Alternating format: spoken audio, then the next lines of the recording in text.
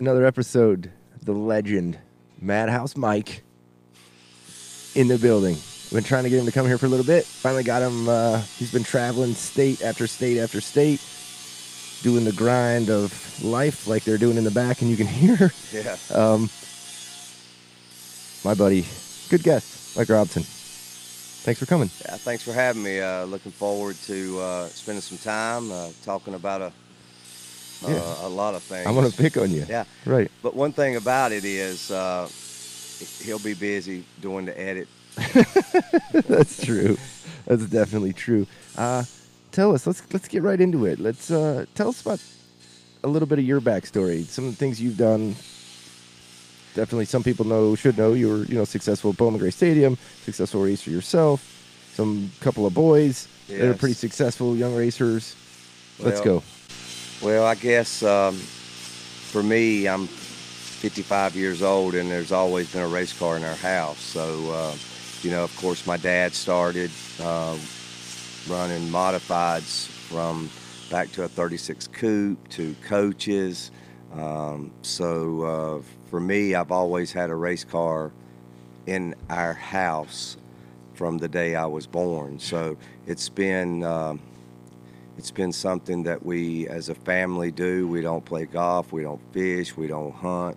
Racing has always been our passion, and it's something that we take serious. One of the things that I learned from my dad was, work ethic. And one of the things that I try to instill in my sons is they may outdollar us, but they can never outwork you. Sure. If that's what you want. So when you're a good example of that, you were just taking a call from your boss right here before we got on the. I mean, I've been traveling a bunch, and racing has always been a part of our family, and it's, I always tell people about my dad. My dad probably gave more than he got out of it from the sport.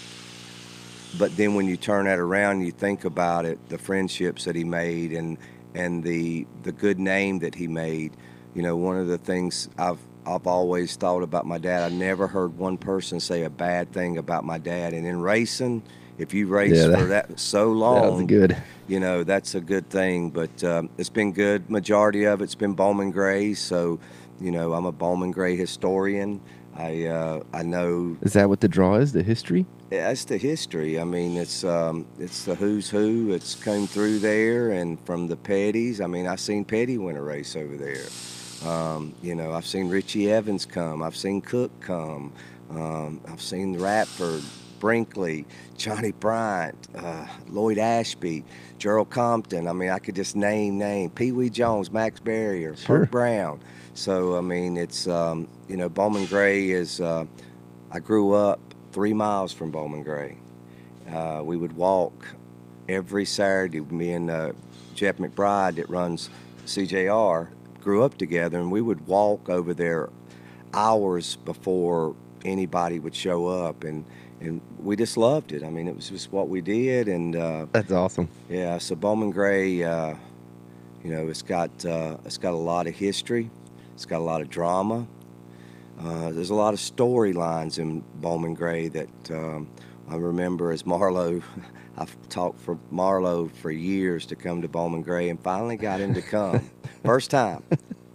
And when he came, it was like he was amazed at the circus atmosphere and the amount of people in the stands. And it's just... you got to experience. And I was amazed at the people, such as Marlowe statues, won races everywhere, had never been to Bowman Gray. Right. So it's, Bowman Gray is a place that I would recommend everyone come. If you don't race, at least come and enjoy the show, because for what it costs to get in, there's no movie out there any better. That's awesome. I agree. It's a great time there. I like the storylines. I like the fact that the more you go and the more the storylines are ever changing, it's fun to kind of get into that and watch what's going to happen next. And it's awesome. I always tell everybody, when you race at Bowman Gray, you'll be mad at them this week. If you can stay away from them the next week, chances are they're going to be bad at somebody else. So you're good. You'll get freed that up. that guy's gone. You don't have to worry about him. You're going to move on to someone else. That's awesome. Yeah. So both of my sons have went through there. Let's talk about that. Yeah. So obviously, when my dad stopped racing at the age of 70, he was running 4 cylinders, and he won a race over there at the age of 70. That's awesome. So that's always. I still have that picture of us at Victory Lane there at 70 years old. So obviously, growing up, my dad was my hero. Not for the fact that he won races. He ran modifieds for 30 some years and never won a race. And one of the things as we would ride home every Saturday night, would get to the Kermit's intersection where we'd take a left, go down Walltown to go home, and he'd always look at me and say, "We'll get them next week." Yeah. Get them next week. Yeah. I mean, but he never gave up, and I think in his heart he actually believed that. So one of the things that I was so happy, even though he had to step down from modified due to the financial aspects of it, he stayed in racing through 4 cylinders, and he got to win. He won several races, and that was the greatest thing, to see your dad win. So obviously I took over and ran a bunch, and then Ryan came along, and Ryan was an exceptionally gifted person through not so much as just driving. Ryan had the look, he had the talk, he could, Sure. he was educated, so he could take the whole package. And he came under the Marlowe. He ran well at opportune times too, which was Yeah, amazing to yeah, me. yeah. He went a lot of times that he didn't get a lot of opportunities on the big stage, but when he did, he capitalized on Yeah, them. and he knew that. I mean, we went out on a limb back in around 2009. We hired a marketing group, and they were very successful in finding a sponsorship.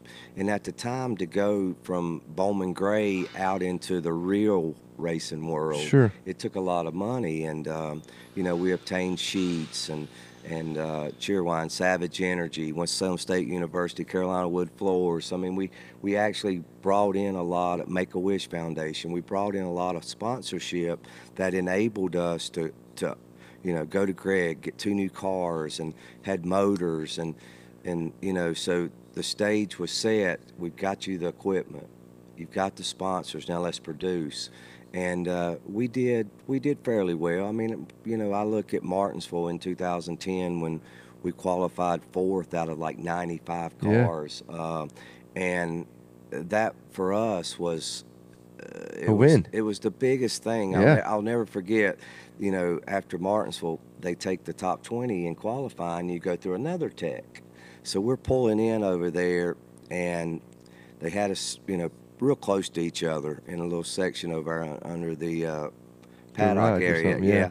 And I was standing there, and we was waiting on them to come by and tell us what all they was going to check. And one of Philip Morris's guys was standing there, and he looked at one of his crew members and said, "Who is that?"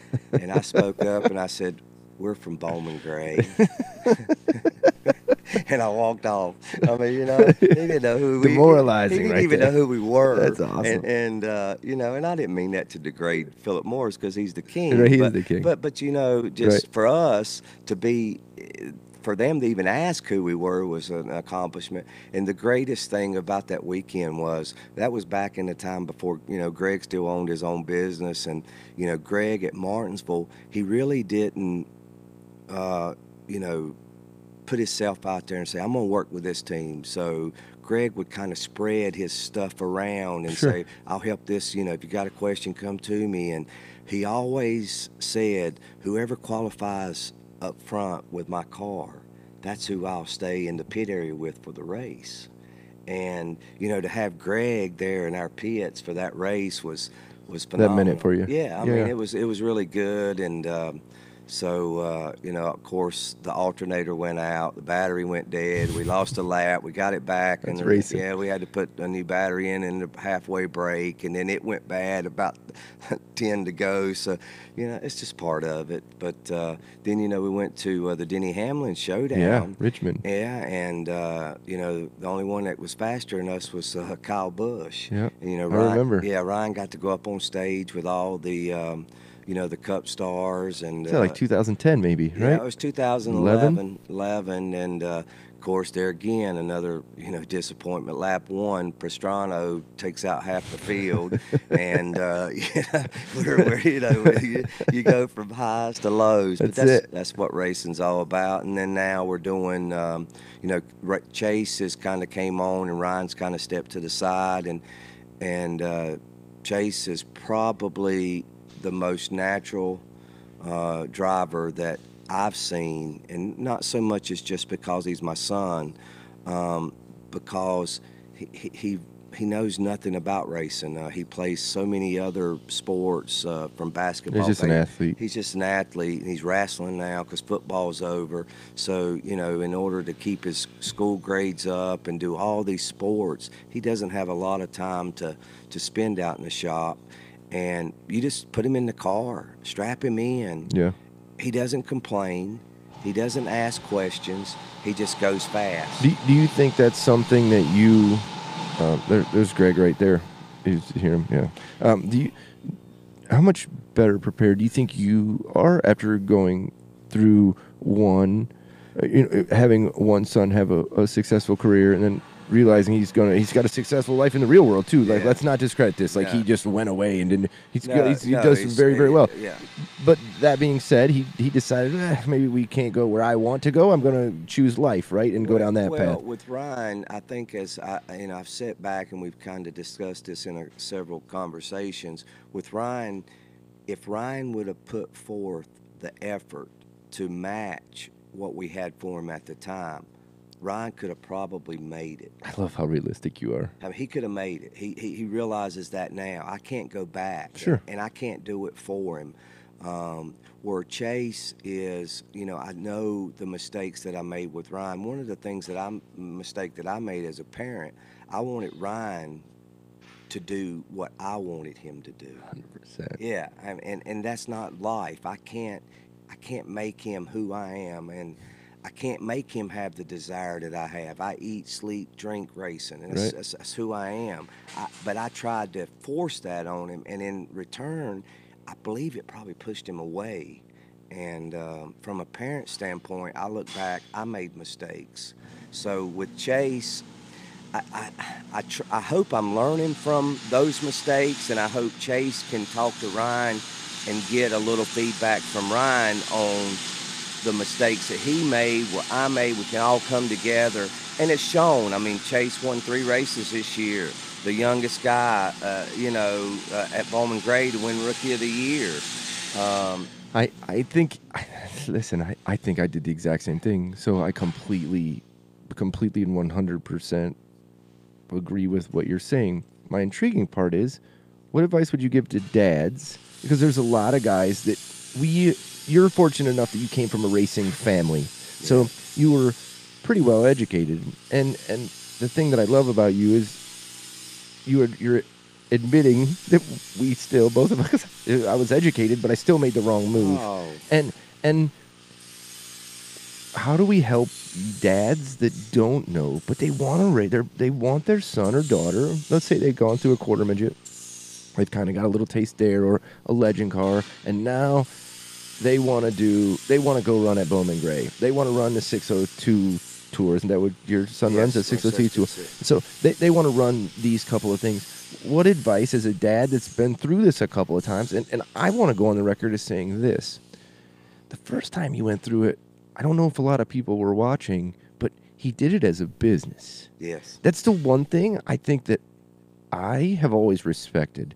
I have a very hard time with people taking, and I'm in this business, so it's just really sick. I have a hard time with people taking every dollar that they have and just plugging it into this race car, and it's what's going to happen. But what I do love is hey, we generated enough revenue from all these sponsor people to where you were not sleeping in your car to do what you wanted to do and took a run at it. Like that's what a business is supposed to do, or a Well, racer, in my opinion. You know, that's one of the great things about, you know, it cost us money. People ask me all the time, Mike, how'd you get Sheets? How did you get these sponsors?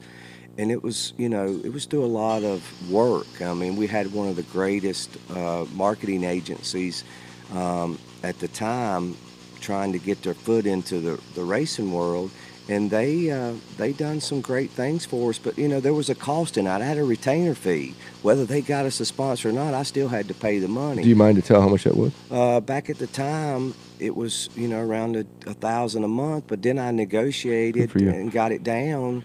Do you suggest people go to that? A lot of people sign up with these people blind. No, you can't do it now. Right. If there's a marketing agency out there now that's going to guarantee you they're going to find you a sponsor, Run. Run, because it's not happening. You know, that particular marketing group, and I love them to death, that they got out of it. Right. They said, no, We can't do this we no can't more. do more. Yeah, We're going to embarrass no, ourselves. so, but I ran it as a business. I had the income coming in. I had budgets, and you know, we knew what we had to bring in. We knew what we were spending. But you know, for the advice for a parent coming up today is obviously where I made a mistake with Ryan. I didn't sit Ryan down and say, Ryan, talk to me about your goals in racing. What do you want from Where you want to be. Where do you want to be 5 years from now? And how can I, as a parent, help you to get to that point? If I give you all the tools, are you still going to be happy in yourself? Because in the end of the day, racing does not define a person. It doesn't. I think a lot of people forget that. No, it doesn't. It's at the end of the day, you know, trophies, they sit on a wall, and they're great memories, and they're great achievements. But at the end of the day, tracks come, tracks go, series fold. People. Yeah, so People come, they go. yeah, so you realize that it's just a race. It's like what we told everybody at Hickory a couple of weeks ago when we were running for a championship, and you know, we got them everybody together before the race and said, you know, no matter what happens, this will not define us. It's not going to make us. It's not going to break us.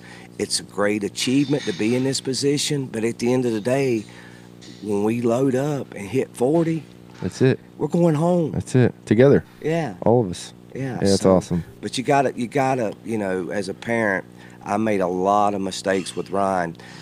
I sometimes I feel like I'm falling back in that same with Chase, but then I can grab myself and think about it from a different perspective because it's a different era now. It is. I mean, the kids in this era, oh my goodness, I couldn't imagine what it's like growing up in this environment with all of the things pulling and tugging and changing, and it's just it's a total different environment. But you know, one of the things that I try to do is just support Chase in anything he does. He told me he was wrestling. You know, he told me he was going out for the basketball team a couple years ago for school. I said, Chase, we don't even own a basketball goal. And he made the team. That's awesome. So, you know, just support them, and but you got to be smart about it at the same time. Like you said, I know a lot of people that they won't pay their house bill, but they'll buy a new part for a race car, and I can't do it. I mean, it's just not who I am. I've got to be able to justify everything that I do. Whether if I can't afford it, then I probably need to cut back. Sure. You know, and Sure. and we don't race as much as we used to. I'd love to take Chase to Martinsville, and that's on my list to do. I think he would do really well there. I think that track suits his driving style because he does not use a lot of brake. At Martinsville, you need to let the car roll, and so maybe we'll see. We got some things. Up our sleeve. That's awesome. That's awesome. But you know, next year, we'll see. You know, he got a full taste of Bowman Gray. Yeah. Going back. 14 years old. I put him in the most competitive division over there in Sportsman. That's People awesome. laughed at me, said 14, and over there, my biggest fear was not him getting on the racetrack. That was not my biggest fear. My biggest fear was navigating through a tight pit area Yeah. where a clutch has to come in and How about out. the exit? Just off the racetrack there, right? The exit was amazing off the racetrack. I'd It's- crash right there. It's so anyway, that was my biggest fear because we never had. There's no manual cars out there where you can take somebody to go Right, teach teach them 'em. how to drive a straight drive. So I said, you just got to learn on your own. Here's the basics, and throw them out there. And Chase ran the whole season with not one DNF. That's awesome. Not one. He actually had a DNF, but the whole field had a DNF. So it canceled? No, because they went to a restart and it poured down rain Oh. from turn 4 to turn 1, and the whole field crashed in turn 1. They called the race and it was Oh, over. jeez. So technically not a DNF. Wow. But he enjoyed it. When people asked me, why would you take him over there? First, I'm a Bowman Gray. You're a Bowman Gray guy. I'm a Bowman Gray guy. It's the Right. only track I can get around. I can get in a car today, and I can still get it done. You can? Yeah. Oh, yeah. Yeah? Don't get me wrong, Eric. Are we going to see that? Can we see that next year one time? Well, I tried to do it this year, Yeah? but I was staying so focused on Chase as being his spotter. Is that something? I think a lot of people would like to see that. I Oh, think they if we can- could hype that enough early on. Yeah, but I got so many friends over there now. That's what I mean. Old Yeah, school would yeah, come out. they We'd see would- what happened. And I drive every now and then on Saturday mornings. I put a uniform on. I just wear my tennis shoes. I don't put no racing shoes on. I'd come over here and watch you and Tommy Neal and the boys yeah, go at it. we love it. I'd What- make the trip for that. Yeah, but I think, in all honesty, the sportsman division at Bowman Gray, I put it up against any racing division from a perspective of putting on a show. Yeah. Any track in the country. Listen, I'm the guy. I was so against that for so long. I'll tell you, I thought this is wrong. Then I started going. And then I started going some more. Then I'm like, oh, all right, I'll bring my family. Because my family likes it. Yeah. Well, what better, right? Because when I take them to other racetracks, my son looks at me bored at this plywood, and my wife is. But here, I can take everybody. I can still watch, and we can still have a really, really, really good time. And I like it. I go 2-3 Well, times a year now. Now, most of the people know me from, doing stupid things over there. Sure. Give us a obviously. couple of those Well, stupid things. You can go on YouTube. And Wait, and I'm gonna patch them in here. I think so. I've got the most views of anything that's happened at Bowman Gray. Really? I mean, I got over 1 million on YouTube in that one video. We will run that video concurrently while we're talking. That is awesome. But this was when my brother was leading, I was running second, and Derek Stoltz was third. And Derek had won the first race, and to accomplish a double header, there's only a few that's ever done it over there, and Derek had won the first. He was going to the front no matter who was in Who's first in or the way. second. Yep. It just so happened to be there were Robertson. And Derek dumped me. I still to this day he dumped me. I mean, it is. But do I hold it against him? No. I mean, Derek's a friend now. The next week it was over. Derek's a tough competitor. Tommy Neal. I mean, I could sit here and There's name. a lot of good ones over there. Yeah, I mean, these guys are the best. John Holloman, Taylor, Adams. I mean, you just keep going. Southern, Garrison. There's definitely 10 or 12 premium guys at that facility at each race there. The no thing doubt. I like about it is that it's so hard to just be dominant there. They won't allow you to be. You know what I mean? And that's what I. Well, there's been a few. I mean, you take. Holloman was dominant, I guess, that one a couple years back. And you take Stoltz. I mean, Stoltz? Stoltz when. I've been trying to get him to come on here. Yeah, you would definitely have to edit him.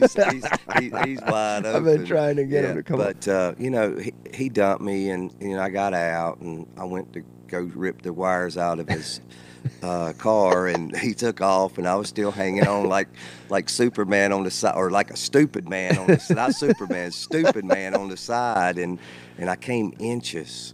I'm talking inches from being killed. Yeah. Because my head was rammed up against the guardrail, and it was bad. It was bad. It was bad. It was not a pretty scene, and No. then it went viral. It was on Good Morning America. It was on To Today Show, ESPN. It was everywhere. It was a viral video. So Australia. That's awesome. Yeah, I get people. I had a buddy Street from pub. I had a person from Australia send me a message. Hey man, you're on the news over here. Then I had one guy. I was in my office at the time working, and he says, "I'm on AOL, and you're on the front page." You just popped out. Yeah, so it was a bad time, but it was my fault. I tell people at Bowman Gray, when you do something stupid, you had a choice. Yeah. I chose to do something that didn't work out. Yeah. But it was not Derek's fault. I hold no grudges against him. He done what he had to do to try to win a race.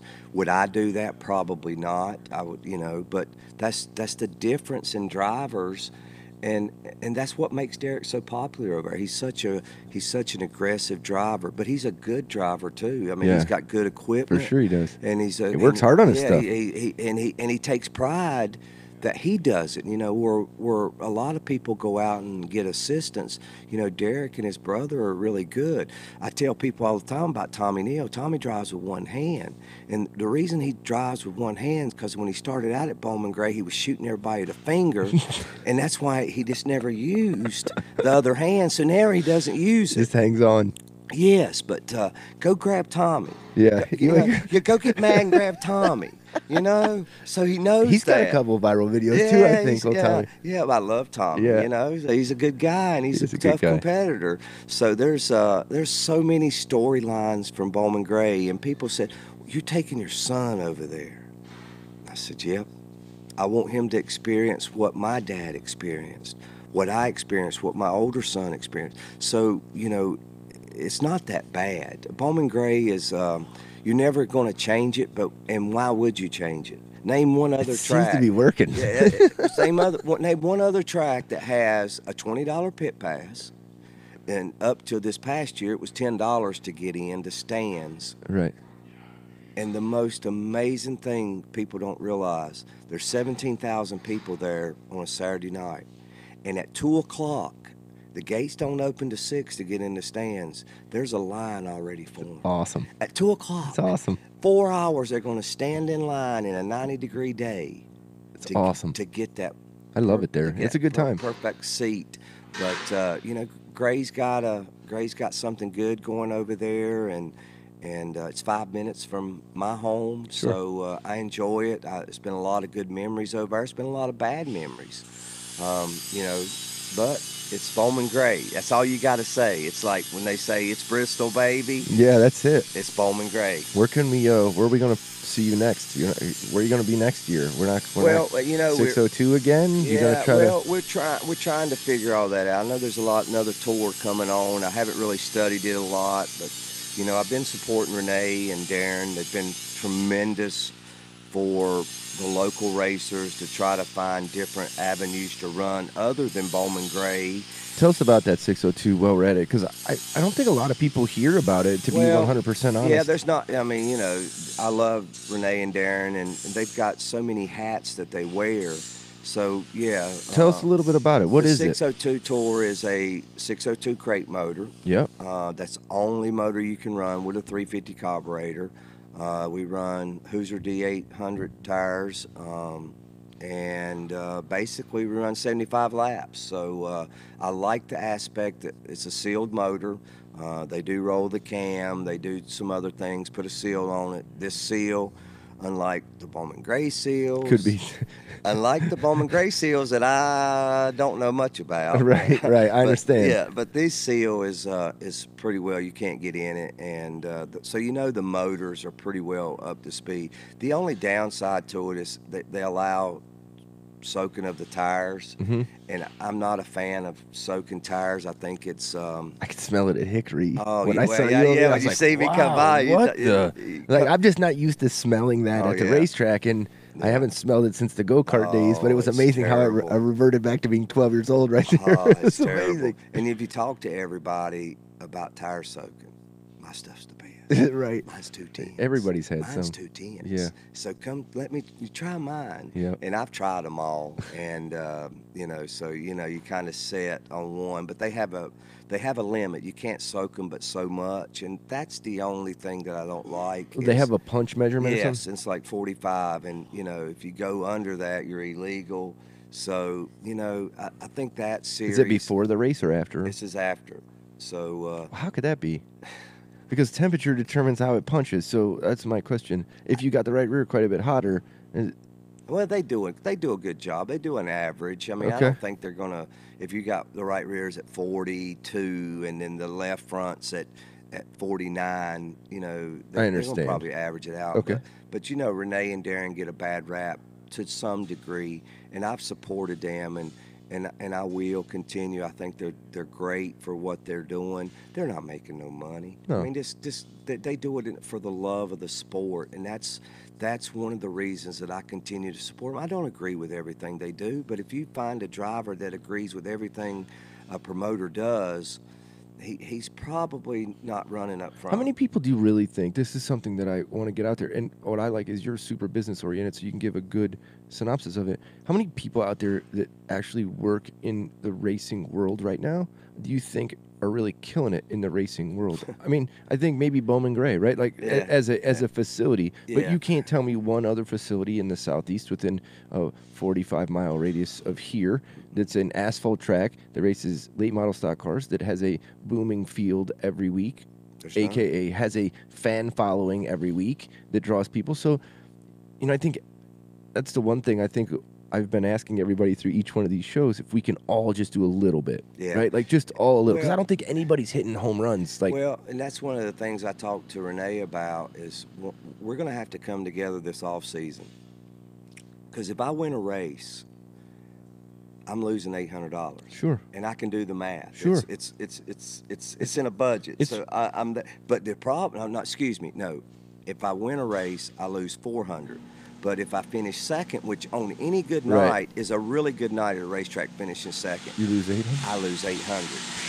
So we've got to figure out how to help the series, and the series help us, where we can come together and make it where more people can continue to stay in the sport, bring more people in. There's a lot of cars out there. When you think of the 602 series, it's a late model. It can be straight rail perimeter. So you can take all of the Bowman Gray cars, which has between the two divisions, there's probably 50. So there's no reason why we shouldn't have a full field. You said earlier about another tour coming on. Yeah, I seen it. It's a I saw it too. pro late model. Like, here's my question. Do you think that that's what we need? Like, I don't think that my personal opinion is that we don't need to keep dividing the pie. Well, The more we no, divide it, I the don't- smaller the pieces get. I agree, but I'm not putting that. I'm not series, either. No, I'm just saying- yeah, I think it adds more. It just murkies the water a Yes. little more. But the only thing for that tour that I did not like is it had so many different motor combinations. Does have a lot. It has a lot of motor, carburetor, weight combinations. I'm not saying it won't work. I'm not saying I won't do it. Right. I'm not. I'm just saying I have not studied it enough. I don't think there's been enough information put out about it actually. And To, so, I know some guys that are sharing it on Facebook Sure, a lot. I saw it. That's right, I So saw it. if they're sharing it, they're probably going to support it. I just have not had the time to get into it yet and see what we're going to do. Our first goal right now is obviously, since we just finished racing a week or two ago, take this holiday season off, then we'll start rebuilding, tearing cars apart, seeing what we need to fix, seeing what we can need to make better. And, we're going to have to find some money. Yeah. I think I'm at the point now where we've got success with Chase.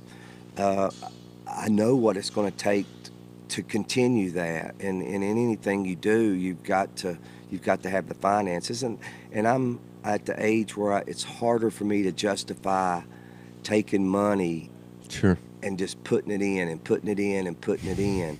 I got to start thinking about down the road, but we'll see. We'll get together. I got some great group of guys. It was so odd as when Ryan was racing, we had his little clique from school. Sure. And now when Chase is racing, he's brought his own little clique from school. And these guys they're phenomenal. And some of these these guys can weld. I mean, they have welding in high school. Really? Yeah, and I asked him, I said, "Can you weld?" He said, "Yeah, I can weld." I said, "Well, try this."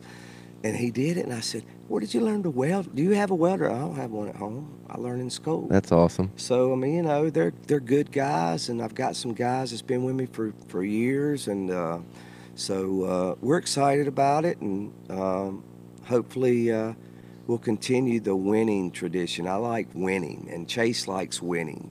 Chase likes running up front.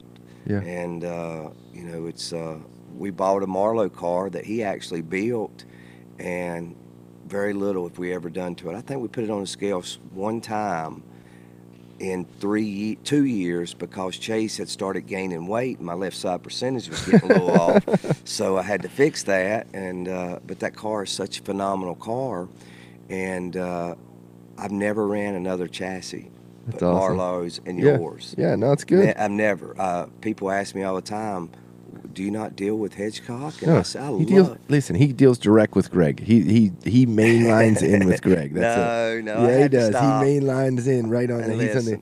listen, And there's nothing wrong with that. no, I like it. Greg It's is, actually great for me. well, Greg is. There's only a few when you Yeah, sit back and look but at you it. guys have a friendship We have a outside of this friendship, that a yeah, lot of people you know, don't know. we talk about, Sure.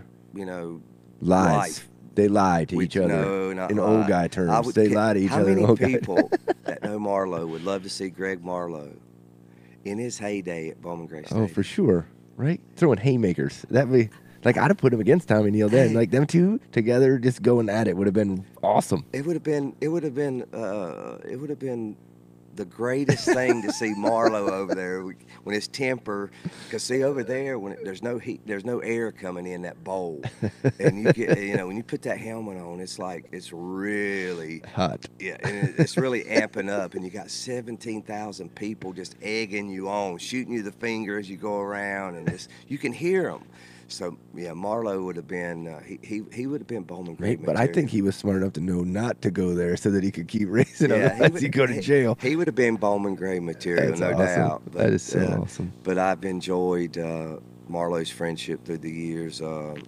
He's probably, there's a handful as you go back and you look at 20, 30 years of doing something, you know, who you could count on. Sure. It's always been there. And Greg's always been a constant, such as Bubba Gale. And Yeah, you've had some good ones around you. yeah. One of the things I try to tell people about Bubba Gale is go see Bubba Gale's museum.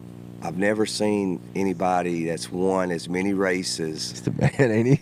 I mean, he's got a museum downstairs, and it's roped off, and it's like he could charge admission. He's the man. He's won so many races, and I've been fortunate to give some other opportunities in racing through, you know, Rodney Cook drove for me, Johnny Burke, Scott Hall, AJ Sanders, all of it. But if you look at those drivers, I gave them a nickname, 210s. You could put those drivers in a car, and they would get you two extra tenths. Yeah. And that's no lie. You talk about AJ Sanders. He's a four-cylinder guy. But I remember when AJ used That guy's to a wheel man. I used to see AJ run the Big Ten at Concord. But I'll put AJ up against any racer in the United States with the same equipment. I'll take AJ. I couldn't disagree. I've watched AJ win races, and look what he's winning with. It's not pretty. No, it's not pretty. But the That is guy- a great description. It's not pretty. But he doesn't care. He can win in what he gets in. Rodney Cook, same way. I mean, Rodney came to me one time. I was at Ace. He said, "Mike, I want to run Bowman Gray." I looked at Rodney. I said, "Rodney, you crazy? You don't want to go over to Bowman Gray."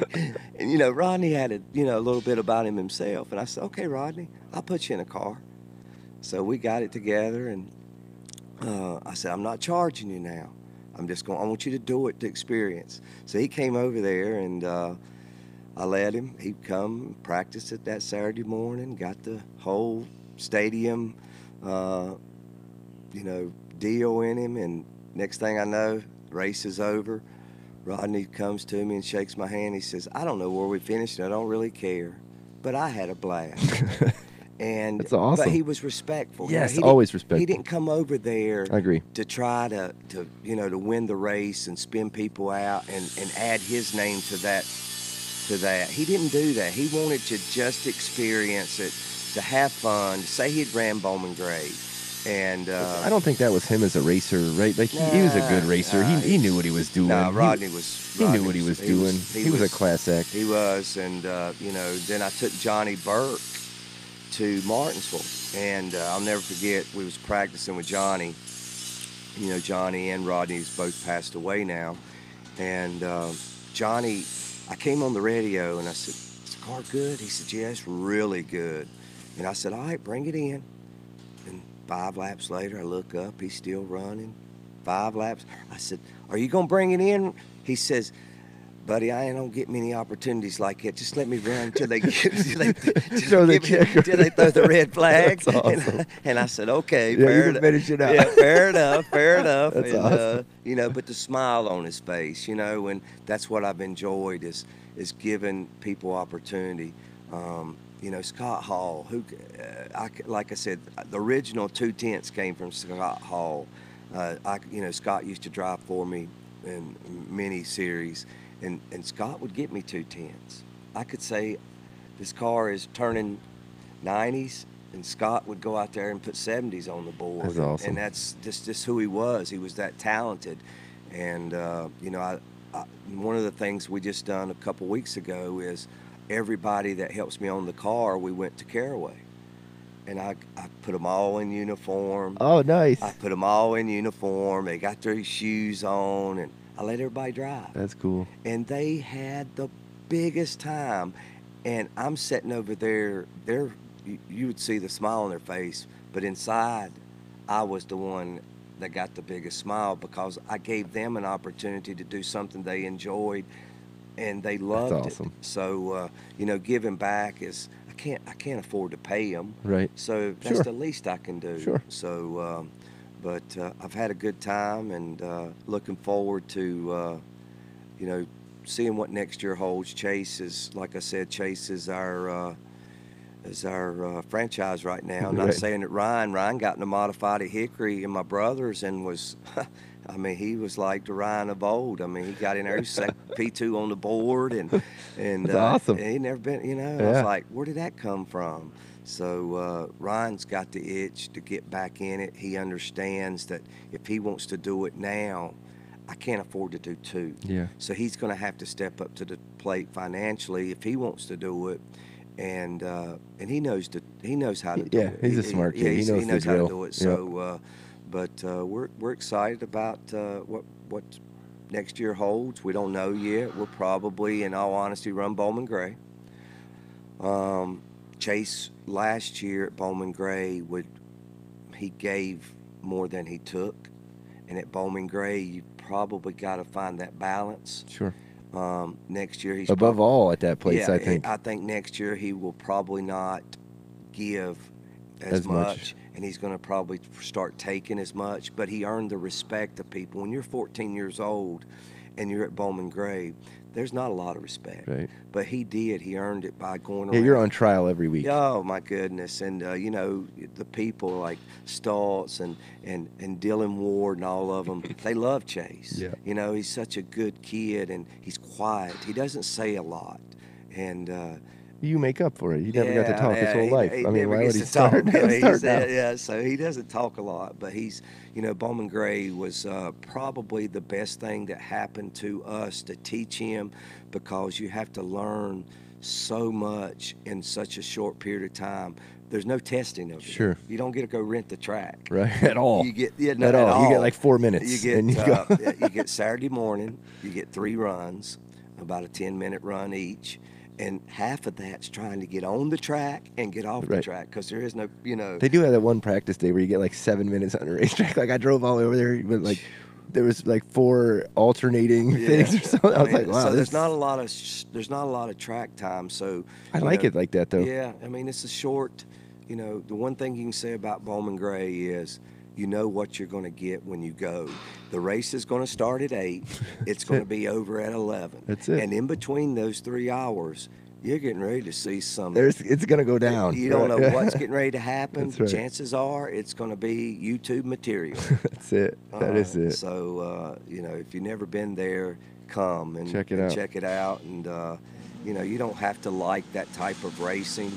But, you know, it's not It's real. entertainment, It's to be real entertainment, honest. you know. And I was talking to Greg Garrison the other night at the banquet because Chase won Rookie of the Year. So we went to the banquet and I seen Gray and was asking him a few things. And, you know, his favorite line is, it's not broke. While we're not going to fix it. It's not broke. Right. And when you think about it, when you've got 20 cars in each division, 20 plus, 17,000 people. 17,000 in the stands, parking is their only problem. Sure. Which who would love to have that problem? Right.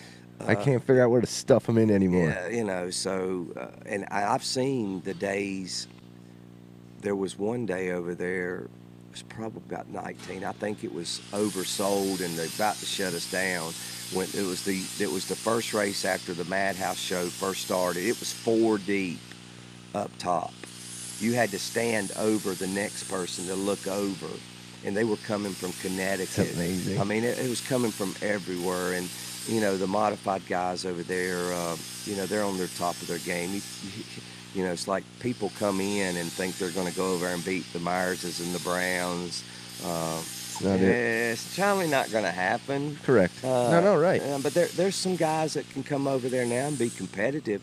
But you know, Burt Myers, Tim Brown, Jason Myers, the Flemings, to there's a lot of good ones over there modified too, Jeffries. I mean, the whole thing goes down that you're not going to come over there into their house. It's like Boo Boo. Boo Boo's one of the greatest drivers around this area. I know. You know, and it took him a while to win his first. 100%. He came back. He came back, but he won. He was frustrated early. Oh, you know, I've seen videos of him and Holloman. They were Yeah, chasing each other around the track. That's and, it. You know, he was Bowman grade. You That's know? it. It was terrible. He'd be in here. Terrible. He was Bowman grade. Oh, yeah. But he finally done it, and I knew he would. I mean, he's got the talent, and he had the car, and you know, so he came over there and got his taste of it, and his name's in the book. They met Holloman and him when they were in there. They're trying to kill each other. Deal. They missed each other by about 4 minutes here one day, and I thought, this would have been classic. Oh, I know. We could have just turned the cameras on in here and just let it go right here in Performance Center. That would have been perfect. I remember many a times going down to Hank Thomas's, and on a Monday, and you would see you was in there getting your parts to fix your tore-up race car, and you know, we would call down there and say, is he here? Right, it's in send him outside. Right, it was so great. I thought, man, we need to arrange this better. We get everybody to pick their parts up at a certain time. But most of the time, if you think about it, especially at Bowman Gray, there's a lot of them that keep a grudge going. But with me, I learned early on, if you can just get through the next Saturday, that's history. Right. They're mad at somebody else. But the worst thing that ever happened to Bowman Gray, and it may be racing in general, is social media. I don't think. Well, from Bowman Gray's standpoint is... No. I just don't know that it's... Because it gets so personal. It's okay. You know what? There's people that get personal everywhere. Here's what I'm going to tell you. Listen, everybody outside of here wants to see that. That's it. Fair enough. We're inside of it. So my thing is, if I can promote a racetrack, or not even promote, if I can show something great that happened, if I can say something that I didn't like, if I can address a community about a group that I didn't like, I think it's more about the person and the malice that person is using. The intriguing part is, I love the internet because people in California had to struggle to see Bowman Gray videos before, but now they can become just as big a fan of Burt Myers or the Flemings or of... I just don't. I guess for me as a father, I don't like seeing negativity put out there about your child because they're so brutal. Where he, but I actually think they don't. They take it from racing into personal, saying nasty things. Right. And but if we're going to build these successful kids, they're going to have stud to learn muffins, it. right? Yeah. I would rather them, like I keep telling my son, I'd rather you devastationally fail at 13 because as we get older, the failures count more. So I'm 100% with. Well, I'm not going to let anybody beat on him, please don't, and neither are you, right? But what I am cool with is this is a world that they're going to live in. And I think they got to conjure up plans and figure out this will be the separator, in my opinion, of their generations. What happens? Well, one of the things about social media and Bowman Gray is they have a hard time policing the live videos. You can't. That's why it's great. I know, but from their standpoint, they are trying, and they will tell you, they'll come and find you, and they'll send a cop down there and say, turn it off. Sweet. And that's Bowman Gray. They can do that. They can do whatever they want. Ish. Bowman Gray has a people don't realize No, the no. connection. No, I understand. The Listen, to a connection. man that's been fined exceptional amounts of money, I'm going to tell you this. I understand. NASCAR, Bowman Gray, AK, can do anything they want to. Exactly. Here's what I'm telling you. This social media helps you some with that. Because people that weren't doing things right before are now held to a standard to try to. Let me set the stage for people that don't know Bowman Gray. We still Yeah, do. they do. We still. I'm gonna do- put videos through this we whole still thing. do line scoring. Yes. We still line score. There is no transponders. Yes. We're the only track probably in the country that still line scores. So what people don't realize is when a caution comes out, watch the frenzy of people trying to get in front of another. 100%. It's amazing. I always tell Chase, and I taught him this from the first race, pull up 3 cars. 3 cars to get in front of 3 cars. Chances are they'll leave you there. 100%. I mean, try it. I think Bowman Gray could truly become one of the largest racetracks as far as following in the U.S. if they went completely on social. Like if they completely jumped in, correct, and did a. Listen, 17,000 people are not going to come because you put it on the internet. They're still going to come. They're still going to come. Agree. Every promoter in the world is so freaked out that if I give this away, nobody's going to come. Here's what I'm going to tell you. People today are so worried that if they don't see it with their own 2 eyes and know that, hey, we actually have 7 race cars in here that we're working on, 2 that we're clipping, and 2 more brand new that are on jigs, people think you're lying to them. That's true. But I don't think it's going live hurts it any. Because I think it does better. Yeah, because I've got buddies, Todd Tilley and them lives down at the beach, and they're not going to drive back and 100%. forth. So they want to see it. So, for them to watch it, they're experiencing it. And if they're not coming, at least you're giving them something. 100%. My thing is, then when they do come, they're in because now they've planned their whole vacation around it. Exactly. But what I can't figure out about the old school racer businessman that owns, and I am that guy that owns every racetrack, is what are you doing? And I'll say it. What are you doing? You're not. You have sat here and said that Bowman Gray is a great place because you have named 25 people. Okay, let me give you another one. Racetrack. You haven't interviewed 25 people that come race at your racetrack in 5 years. And not only that, they do a good job at promoting it. They do ads in the newspaper. They have a great website that's up to date. But it's not even that. You will leave here and tell 10 people, or you can put it on social and 50 people, 500,000 people see it. The intriguing part is if I treat you good and you tell 500 people that you know and you put it on your social, I'm going to get some of them. Exactly. And you embrace it and use it to your benefit. These tracks, they could do more promoting their races. I mean, it's just like Langley. Langley's done a good job at promoting this weekend's race because I see it on social media. I've seen him on here talking about it. I mean, it's a one-off deal for him. So he's trying to make it the best it can be and get as many cars as he can, but he's done a great job of getting it out there.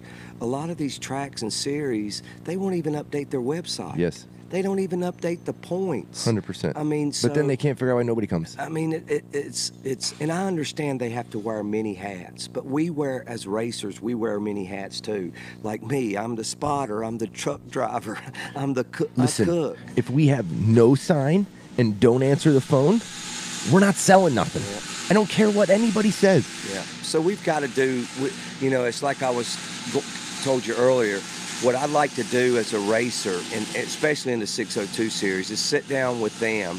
And what I told them was I'd like to sit down with just the driver, car owner. That's it. Don't bring in crew members. Sure. There's no reason to get out of control. It's just going to be a free-for-all. I said, so we can sit down and see how we can help you and you can help us. and try to make it better. We've got to figure out and work together. I can't put more on the promoter when Sure. I look up in the stands and they've got Sure. 300 people there. Now, when you turn that table and you say some people, well, I didn't see no advertisement. I didn't even know about it. There's a lot that don't know. There's a lot, so you can say that, and you know, and did I do my part inviting more people? Sure. So you know, there's a lot of things we can do. If we don't do something, my fear is Bowman Gray's going to be my only option. And I'm not saying that's I think a bad it is option. going to be. I think it will be. I don't say that's a bad option, but that's not where I want to be All the time. All the time. I enjoy going, running different tracks, showing up, and it's a different. The racing's different. The setup's different. The way you have to drive is different. So with Bowman Gray, when you The equipment is different. when you roll in Bowman Gray and give them $20, it's anything can happen, Yep. and probably it will happen. So you know, that's different at these other tracks, and I don't want to lose that. You know, like I said, I've supported the Hacketts. I will continue to support them. I think Yeah, they're I think good it's for, good. I think they're good for the sport. At this time, there's another series coming on. I have not checked into it yet, but where else are we going to race on a regular basis without traveling or spending, you know, 15 grand, 20 grand on a Chevy upgrade, Right. an Enforcer, and then I got to start worrying about the tires every week.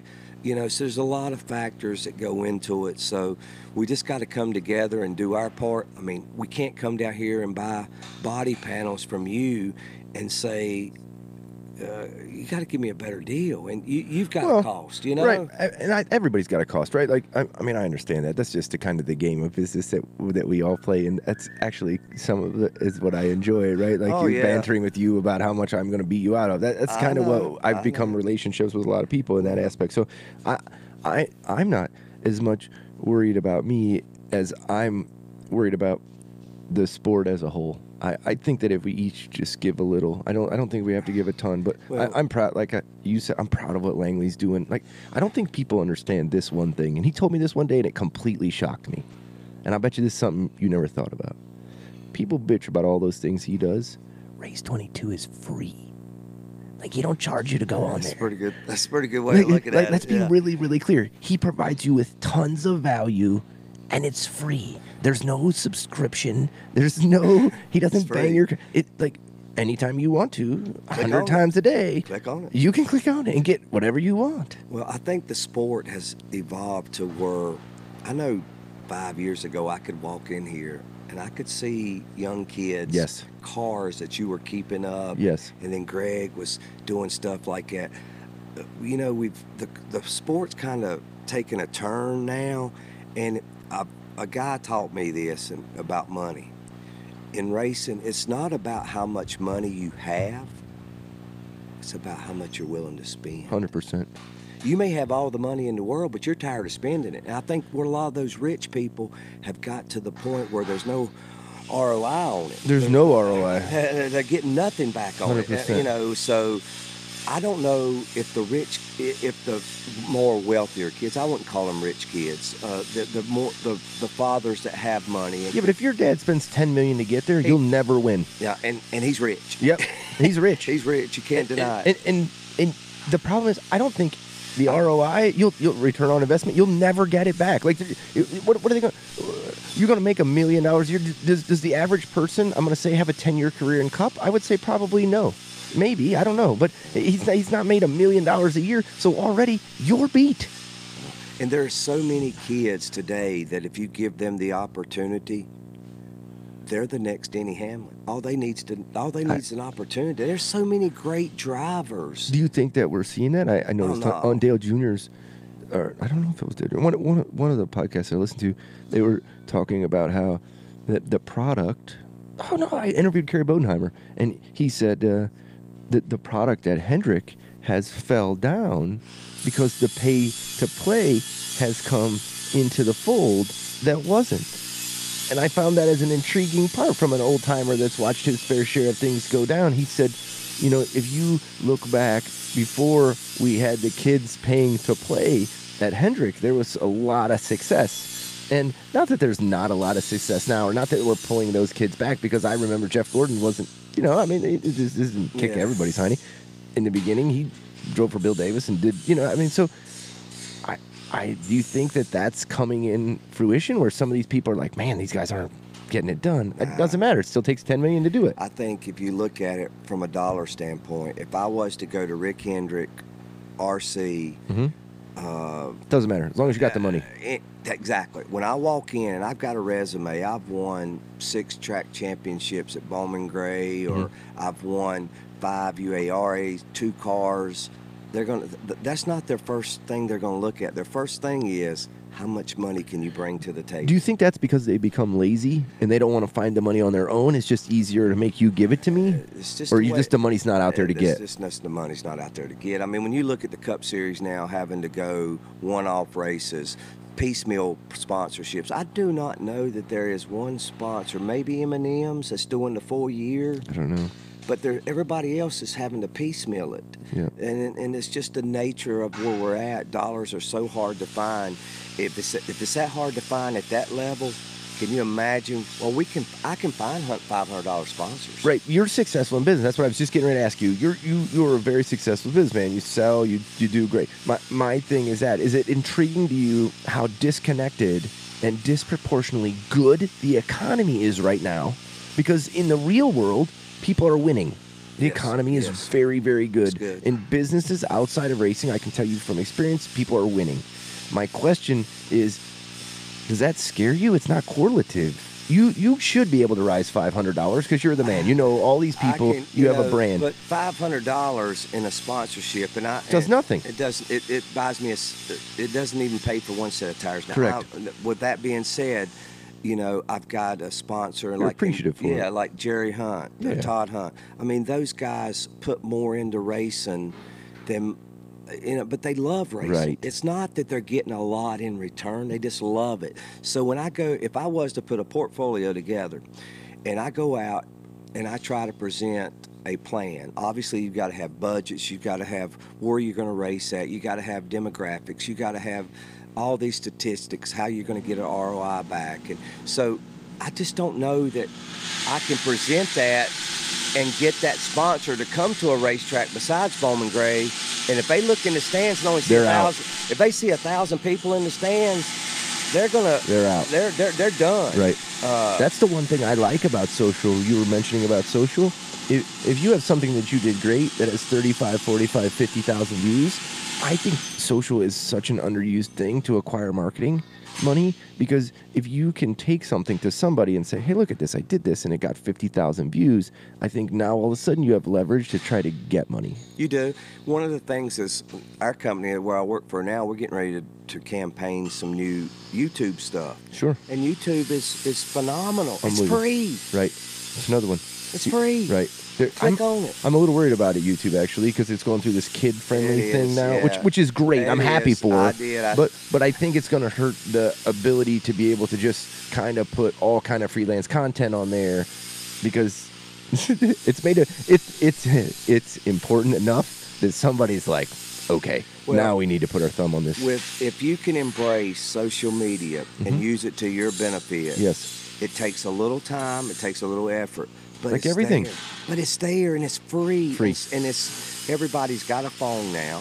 Everybody's got a laptop. So you've got to utilize the tools that are in front of you. And that's one of the things that the tracks are going to have to do, is they're going to have to start doing things in a way that's relative to what society is today. If it's kids, if it's technology, use it to your benefit. I should not have to go and find where we're racing at. Mm-mm.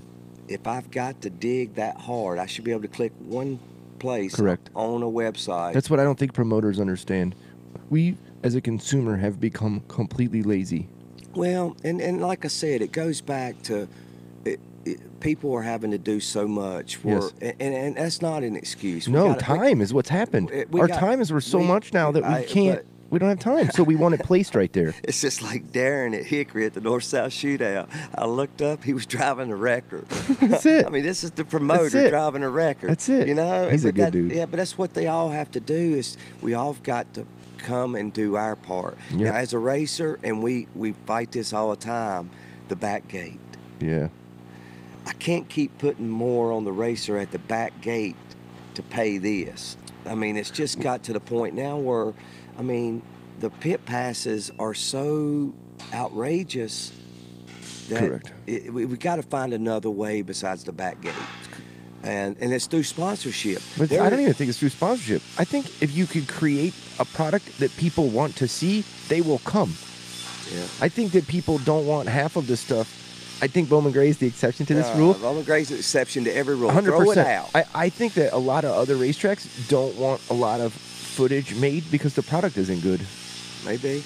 One of the things that, if you'll notice, especially with the tours that have started up and been going for years with Bowman Gray's season, they run one race during Bowman Gray's season. That's July 4th.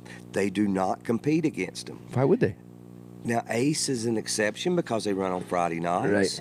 Right. But a lot of people have forever liked to do that little pocket of what is happening, and I think it's built brand and it's built over time, and people enjoy doing the same things. And another thing is, one of the things that I've seen as we traveled doing the tour is these facilities. Oh my goodness, these facilities are in trouble from the aspect, if there's nobody in the stands. It's my biggest fear. How are they able to generate enough income to put back into the facility through bathrooms, through holes in the racetrack, through signage, through, I mean, it's just, we're racing on stuff that's probably not safe. It is my biggest fear. Like, I worry that on some of these small racetracks, we're borderline in the next 2 to 5 years on whether we're either going to have to push some chips to the middle and pay some things to redo some of them, which then brings in the question is, who's going to pay for it? Because another thing that was brought up on this show the last time was, if you think about it, none of the promoters own the racetracks anymore. So the promoter says, I'm not going to spend any more money on this facility, I'm just renting it. And the owner says, I'm not spending any more money on this facility because I just want to be paid my rent. So we're at this impasse, and I truly believe that we're in the next 2 to 5 years at a place where things are going to crumble and self-destruct in on themselves. It's just like Bowman Gray just announced through the city. It's owned by the city. Sure. They're getting ready to invest millions and $millions into the facility. We're getting paid. We're getting new new bathrooms, new concession stands. But you go to these other tracks, how could they afford it? I mean, there's no way. There's no way, and there's not enough money coming in for them to put back into their investment. So they're just patching it.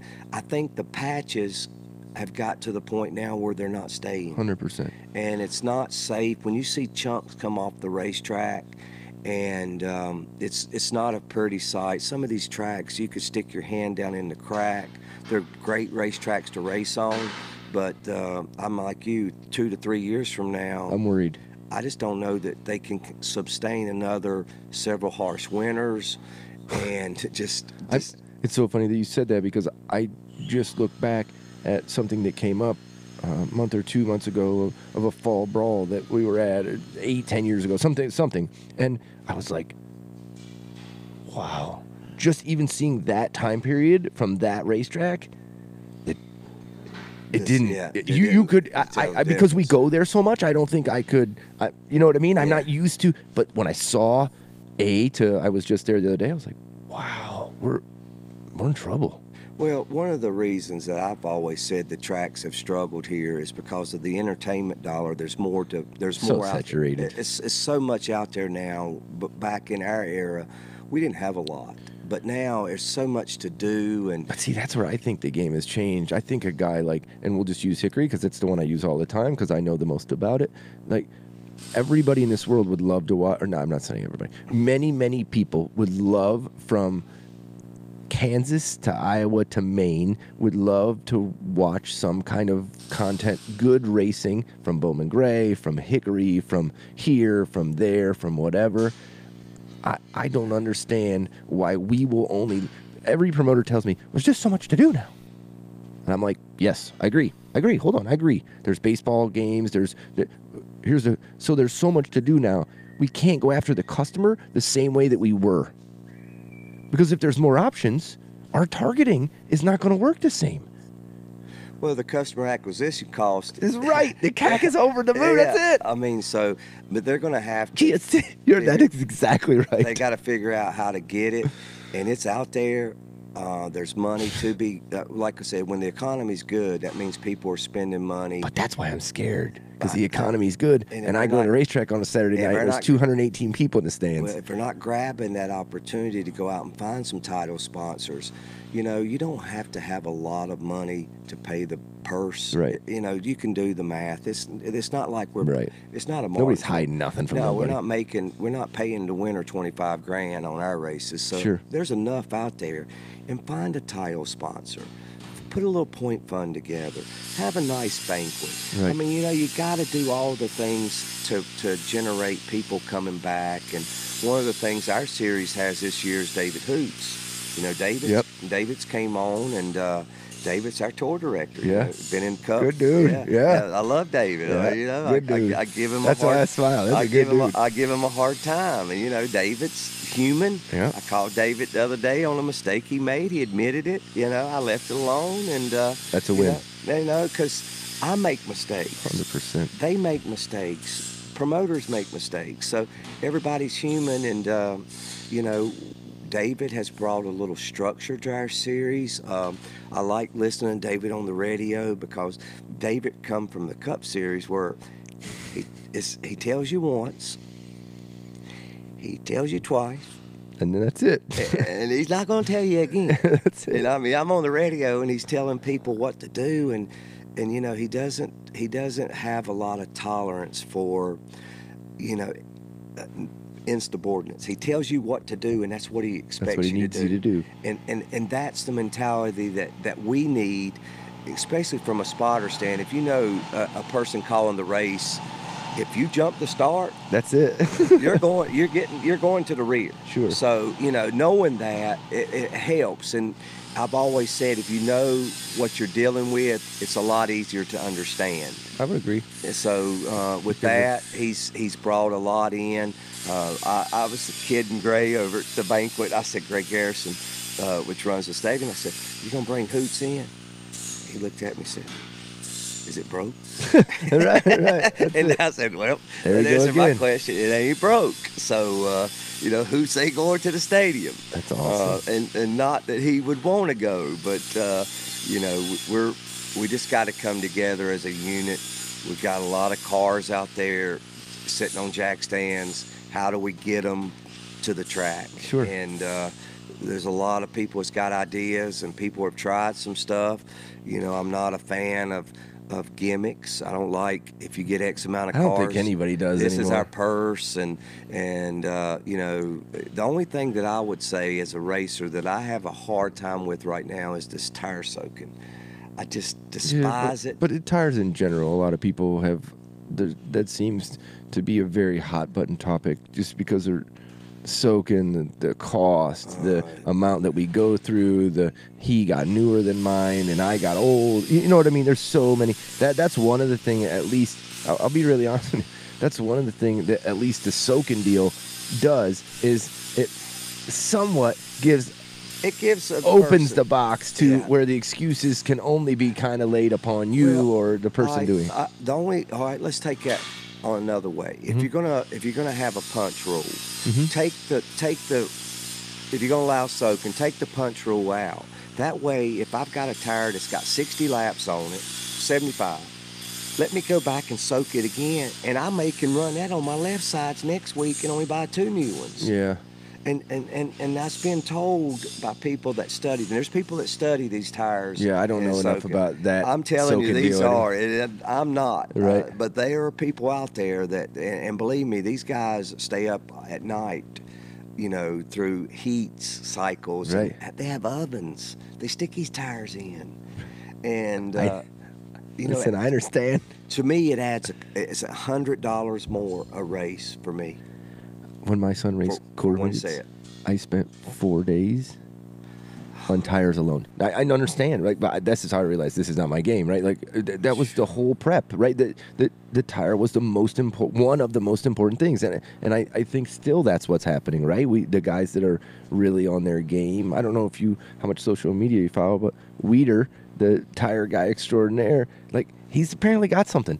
Like he doesn't just mysteriously win all these races with people from Canada to California to Seattle, Washington to Maine to Florida to Indiana to Winchester and not have some kind of a system as to what's happening. It just doesn't happen like that. A guy don't get lucky that many times. No. I mean, I just think the soaking aspect of it. I think from a health standpoint, I was a part of when Bowman Gray would allow it back in the early days in the modifieds, and that Solvent 150. I mean, it tightened up your chest, and it was not good for you. That is for sure. It was definitely brutal. That stuff. It was brutal back in the day. I think now the stuff they're using now and is not as bad, but. Hopefully, we can all figure out how to, I can come through here and see your shop's full. That's great. Yeah, we're busy. I'm sure Jay's the same way. Yeah, and Greg said he talked to him a little bit and said he was pretty busy too. So I think that's great. I mean, but this is our busy season too. We got to remember. That's true. This is our build season, kind of. There's only like one more race for late models. That's it. Southern National. Yeah. And then, of course, you got the big one down at the Snowball, which, that's on my wish list. I got a bunch of guys that, are straight rail people, and sure. They say that's the Mac Daddy. That's their, we consider Martinsville as ours. They say it's nothing like the Snowball, and I can understand that. It's a different racing, and these guys that run straight rails down there, who can say Bubba Pollard and it's not the man, BP, You can, you just look stupid. Let's talk about this. Let's put Bubba Gale, Bubba Pollard, and Greg Marlowe. Wow. Starting their careers at Bowman Gray Stadium. That'd be real. That'd be interesting. And watch them come through and then make a series on it. Sure. I mean, it would be great. So that's on my wish list, is to go down there. I don't. You need to go. It's a good time. So the atmosphere is good. There's a big parking area. That's a good time. It's a good time. But you've mainly stayed in the perimeter side of it. You dibbled into the I did it for a few people. Like I don't want to build. I don't want to build production straight rail cars anymore. I mean, we build some. We built Skinner his. I mean, he won Bristol with it. They're all mad at me because we didn't even pub it. But I don't really want that much of that business. That is another world in its own. And I think it's another exceptional side world from us. There's a lot of people that do it really well. And they're within 20 miles of me. Yeah. Why? Like me dividing the pie with them to what? Pick up 5, 6, 7, 10 new customers? But that's the difference in them between not eating and eating in some aspects of it. So... Yeah, a lot of people ask me all the time, because I live 5 minutes from Jay. Sure. And I've never ran Jay's cars. Sure. Why do you go an hour down there? And I said, it's loyalty. Yeah, no, I agree. And I said, it has nothing to do with Jay. I call Jay. Sure. Every time I see him, I love talking to him. Probably one of the nicest men. It's just loyalty, and I think that's one of the things that we've lost in racing is what's good today, that person's going to, if he finds out about it, he's got to have it. Well, everybody's just looking for somebody to blame. Yeah. So I've always stuck with Wallyhead Greg, and he's been good to me. We got him back in here building cars, too. You see that? That was pretty wild. He's out of retirement a little bit. He might go back into retirement, but he's out of retirement helping us right now. He's good. So you've got a great group, and everybody's been so kind to me. I mean, you've had some good people come through here. Man, we've had really good people. Through Aaron and Jamie Bird. Jonathan Morrison, Outlaw.